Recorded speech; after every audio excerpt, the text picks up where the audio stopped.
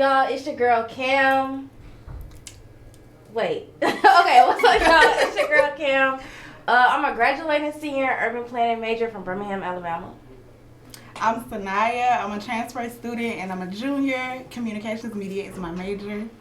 I'm Kelcie Harris. I am a sophomore, and I am also a communications major. Hey, twins. Okay, so we here with Cut Us Some Slack, Little Dads. Hey. Okay, so we here with Cut Us Some Slack, where we talk about our experience going to the illustrious Alabama Agricultural Mechanical University. Dum, dum, dum. So yeah, we're gonna talk about our different perspectives because we all come from different backgrounds and we all had different experiences. Mm-hmm. So the first question, we just gonna get into the nitty gritty. Mm-hmm. So, you know, me personally, I can't relate to this question, but do you believe that long distance relationships can work in college? I do, but I'm in one, so it's different. Long distance can work. I think that, so me and my boyfriend have been together we hit 2 years in June. Mm-hmm. I've been with him since I got to college. On one hand, I feel like it makes life easy. I don't got to deal with boys. I don't got to deal with that. They be like, oh, he fast. I don't got to deal with that because I think it just shows maturity levels. Because if you're not willing to open, like, long distance will show all the weak points of your relationship because you have to organize when y'all talk. You have to deal with insecurity. Because, like, I know my boyfriend, he be tweaking. He tweaks because down here, you know, you're around a bunch of dudes, he can't do nothing. And so it really is just more so like you got to provide that reassurance, but it also is up to you because, you know, if you one of them people that like to argue, long distance ain't time for that. Well, I'm with Cam. I've never had a long distance relationship. Not currently in a relationship, so I haven't had that type of experience. Mm-hmm. But I feel like anything can work if you really like set your mind to it and y'all want it to work. Y'all like each other that much. Hey, flow with it. Just go with it. Yeah. And I love that for you. But me, on the other hand, I haven't had the privilege to experience that. But I feel like when I came to college, like, mm-hmm. I already came in with the mindset that nobody was, like, gonna be wanting to do that, like, be in a relationship. And then also, like, as I started getting more active and, like, I had to, like, concentrate, mm-hmm. it's like I've learned that, or I would tell myself, okay, you need to lock in. You don't have time for boys. Yeah. But I feel like, okay, as a girl growing up, that's what they tell you. Like, mm-hmm. oh, you need to focus on school. You need to focus on that. Like, you don't have time for a relationship. But I'm an adult now. Yeah. So it's like I have to learn how to manage that. And it's like transitioning to that. Because, like, it's okay to be in a relationship. And then, because what you going to do when you get a job and you got a husband and you have kids? Like, mm-hmm. you know? But... okay, so we'll talk about something that's more so related to you, Sanaya. Mm-hmm. So, with you being a transfer student, how has your experience been adjusting at your HBCU? Like you said, it's an adjustment. I'm coming from a PWI, so that's a whole different experience in itself. But I've been liking it. Like, here, I'm in a whole different major. I was a business major before. So communications is something more that I like to do. I'm enjoying my major, what I'm doing every single day. But it's different, you know, like HBCU is different. The culture is different. It's more fun, right? Yeah. Than a PWI, the music's different. All that. I love it here. Okay. So have you been like having a hard time putting yourself out there, or has it been easy? Yeah, I'm definitely more of an introvert than an extrovert, so it can be hard to like mingle and like find your footing in a new school. But I've been trying to do stuff that's like a little bit out of my comfort zone, going to more events that I wouldn't normally go to, trying to start more conversations that I probably wouldn't have had in the past. You know, doing stuff like that to kind of put myself out there more. Okay, good job. Look at you. Yeah. Okay, so. Okay, with that being said, Kelcie, we know that you just joined the greatest sorority, Delta Sigma Theta Sorority Incorporated. And I'm mad because I missed the probate. But, okay, so with your experience, and then also, you are a cheerleader too, right? Mm-hmm, I cheered. Okay, so with your experience, being in all these different organizations and being active on campus. Mm-hmm. When you started your freshman year, like, right, like coming in. Yeah. Okay, so I guess I can answer this question too.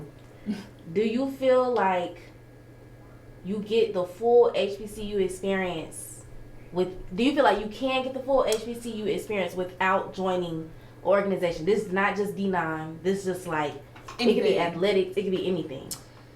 I think so. Can you get the full HBCU experience? Yes. But my mom told me before I came here, she told me that if you go to college and all you leave with is your degree, you didn't do college right. And so, to me at least, there's no excuse for you to go to college and just leave with a degree. Like, the point of organizations is to network. It's to get to know people. So can you get the full HBCU experience? Like, yeah, you know, you get the games, you get the parties, you get the vibe, the culture. You know, that doesn't, because I think HBCU culture is the events that campus throws. But being able to participate and have a say in those events, I think that is the HBCU after effect of college, because that's when, you know, you can have people to call on. You have somebody you can call for stuff. Because I know, at least my mom, she still calls people from college. She'd be like, yeah, we used to sit in class together, you know. It's that awkward moment where, like, you in Target and somebody's like, is your mom's name Tara? And you're like, yeah? Who are you? It's like college connections get you places. And so, you know, like, if you're not an organization person, because when I cheered, I couldn't do nothing. Cheer was all I could do. That was all I had time for. And so, either way, it still got me places. Like, I still got to see things. You know, I was at Magic City Classic. We had the homecoming. Like, all these events we were able to go to. But I just feel like you don't truly experience the magic of HBCU experience unless you're physically in it, contributing to something. And I want to talk about. Oh, go ahead. No, I was just gonna say, coming from a PWI, like, you see people in class and you may have little conversations here and there. But what I'm learning is that being in the HBCU, the people you see every day, the people you talk to in class, like, you make those connections and you maintain them. So that's been a different experience here. And you had said something, sacrifice. Like, okay, a lot of times people look at your life and they probably, like, may feel like, oh, she get everything that she want, or like she just, oh, her like she do this, she do that. The more I started joining stuff, I had to realize, like, this is really a sacrifice. Like, everything that glitters is not gold, and like you really have to sacrifice a lot. And sometimes the more, I hate to say it, but like sometimes you may have to sacrifice even like friendships, because just as you grow, you notice that, like, the same people that you used to hang out with when you first came in your freshman year, it's not really, like, the image that you're trying to create for yourself. And, like, sometimes people can hold you back. And, yeah, I feel, okay, so, like, I did, coming in my freshman year, I wasn't in nothing or anything like that. But I wanted to, like, push myself outside my comfort zone, because all I did in school, in high school, was dance. So I joined an organization called Women of Worth, and I was on the e-board for that my freshman year. And then after that, I wanted something like more so connected to dance, so I joined a dance company here. And then I joined SAB. When I joined SAB, that was like, life just completely shifted, because it was just like the sacrifice that you have to make. And people see, like, all the stuff that you do, and they may think, like, oh, she just, like, you know, she's just enjoying her life, or, like, you know, she gets everything that you want. But first of all, a lot of times these people that you see that's in positions like SGA, SAB, or like they cross a sorority, it may seem like they get everything that they want, but there were many no's before then that molded them. Like, I remember I had a season where it felt, wait, what's the time? You good. Okay.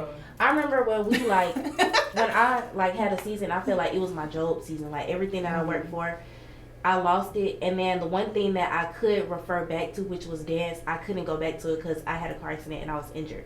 So it was like, dang, bro, like, everybody, like, a lot of times, like, when you elevating, you think your next season is supposed to be greater. But sometimes you got to be, like, in a rest season to get ready for the next season that will be greater. So, okay, where was I going with this? But, okay, all that to say, like, a lot of people that you see, like, you may see them in their winning seasons now, but it was not like that the season before, or their next season is not gonna, or if you're in your winning season now, be prepared for your next season to not always be elevation. Especially if you about to graduate, because it's like life is about to start over and you about to be a baby again. Right. So, you know. So going off that, Kim, I got a question for you. Gag it. What are your plans after graduation? Well, after graduation, for the summertime, I'm gonna be in Houston for a month. Love that. With a research program with urban planning. And then I'm coming back for grad school because I'm not ready to go back in the field. Like, I mean, I'm not ready to go in the field for real. Like, I don't feel prepared. And I feel like that's okay. Like, I feel like grad school is going to help me, like, even though grad school is really just research for real, but I feel like it's going to help me, like, especially with this internship. Because I've had an internship before, but it wasn't in my major. So I feel like, you know, I'm going to be a little bit more confident, you know. But a lot of times, like, I feel like it's going to be like, you know how they say, like, you never prepare for motherhood? Like, you just have to learn. Like, I feel like it's not going to be like, I can't do all the prepping that I want to do. And I'm just going to have to put myself out there. So, yeah. Well, that's good. Further your education. If we want to wrap it up, we can. Yeah, we can wrap it up. So, this was Cut Us Some Slack. I'm Cam. I'm Sanaya. I'm Kelcie. Got our girl Lauryn behind the camera. Got Ashanti behind the camera. So, yeah, thank y'all for watching this podcast. And have a great day, I guess. Bye. Bye.